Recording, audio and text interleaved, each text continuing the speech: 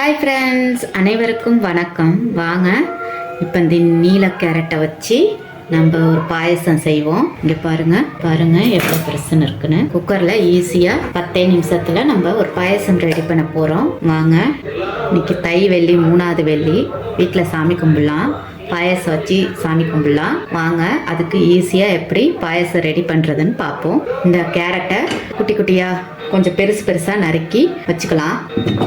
பாருங்க, நறுக்கி வச்சுக்கிட்டேன். இதை குக்கரில் போட்டுக்கிறேன். 1 டம்ளர் பால் ஊற்றிக்கிறேன். அதே ஒரு கப்பில் கொஞ்சமாக பால் எடுத்த அளவுக்கு கொஞ்சம் கம்மியாக சர்க்கரை எடுத்துருக்குறேன். எப்போதுமே பிரசாதம் வைக்கும்போது நம்ம அப்படியே உதடு ஒட்டணும். சாமிக்கு நைவேத்தியம் பண்ணும்போது அப்போ தான் அதோட சொல்லுவாங்க, எங்கள் அம்மா சொல்லுவாங்க, சாமிக்கு செய்யும் போது ரொம்ப ஸ்வீட்டாக இருக்கணும் அப்படின்னு சொல்லுவாங்க. சக்கரை பொங்கல், பாயாசம் எதாக இருந்தாலும் உதடும் ஒட்டுற மாதிரி சாமிக்கு வைக்கணும், அந்த அளவுக்கு நீ ஸ்வீட்டாக பண்ணணும்னு சொல்லுவாங்க. நான் அந்த மாதிரி தான் பண்ண போகிறேன். இப்போ கொஞ்சமாக தண்ணி ஊற்றிக்கலாம். கொஞ்சமாக தண்ணி ஊற்றுறேன். கொஞ்சமாக வறுத்த சேமியா போட்டுக்கிறேன். இப்போ இது ஒரு கிளறி விட்டுக்கலாம்.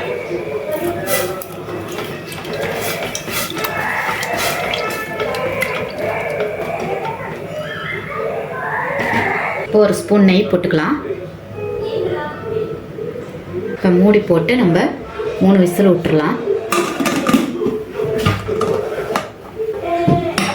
இப்போ 3 விசில் வந்தாச்சு. நம்ம ஓப்பன் பண்ணி பார்ப்போம். நல்லா வெந்திருக்கு பாருங்கள். இப்போ நம்ம ஒரு கரண்டியை வச்சுக்கிட்டு, மற்ற கரண்டியோ இப்படி வச்சு கேரட்டை நல்லா நம்ம 2 நறுக்கி போட்டோம்ல, நல்லா அப்படி மசிச்சு விட்டோம்னா அப்படியே நறுக்கு புறுக்குன்னு நல்லாயிருக்கும். இதில் சேமியா வேறு நம்ம போட்டிருக்குறோம், கடித்து சாப்பிட்றதுக்கு நல்லாயிருக்கும். இங்கே பாருங்க, வாயில் அப்படியே தென்படும். 10 நிமிஷத்தில் நம்மளுக்கு பாயசம் ரெடி ஆயிடுச்சு. இப்போ இதுக்கு ஒரு தாளிப்பு கொடுத்துடலாம். ஏற்கனவே நான் தாளித்து வச்சுட்டேன். முந்திரி, திராட்சை எல்லாம் போட்டு தாளித்து வச்சுருக்கேன். இதை அதில் கொட்டிக்கலாம்.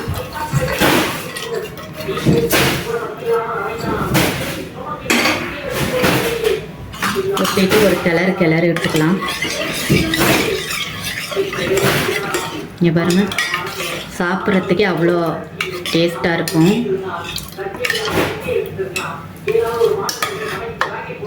இப்படி ஜவ்வரிசி வாயில் அப்படியே தென்படுற மாதிரி இந்த கேரட் 1-2 நறுக்குன்னு நல்லாயிருக்கும். இது டேஸ்ட்டு மற்ற அந்த கேரட்டோட இந்த டேஸ்ட்டு நல்லாயிருக்கும். செஞ்சு பாருங்கள், எப்படி இருக்குன்னு சொல்லுங்கள். லைக் பண்ணுங்கள், ஷேர் பண்ணுங்கள், கமெண்ட் பண்ணுங்கள். தேங்க்யூ. கேரட் சேமியா பாயசம் ரெடி ஆயிடுச்சு. வாங்க சாப்பிட்லாம்.